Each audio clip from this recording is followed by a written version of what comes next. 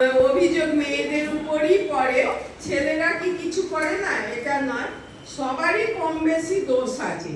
কিন্তু আমাদের লড়াইটা, মেয়েদের লড়াইটা হচ্ছে যে যদি আর্থিক দিক দিয়ে কোনো মহিলা স্বনির্ভর হয় তখন সেক্ষেত্রে দেখা যায় যে মেয়েদের উপর সেই চাপটা অনেকটা কম থাকে, তাকে একটু বললেও একটু সমঝোতে বলে। কিন্তু যারা একদম ঘরের মধ্যে বদ্ধ হয়ে থাকে তাদের যখন তখন যেভাবে হোক তাদের ফাঁসিয়ে দেয়া, উল্টোপাল্টা কথা বলা, এসব শুনতে হয়। তো 1911 সালে সম্ভবত, আমার ঠিক মনে নেই, জার্মানিতে আন্তর্জাতিক নারী দিবস মহিলারা প্রচুর আন্দোলন করেছিল।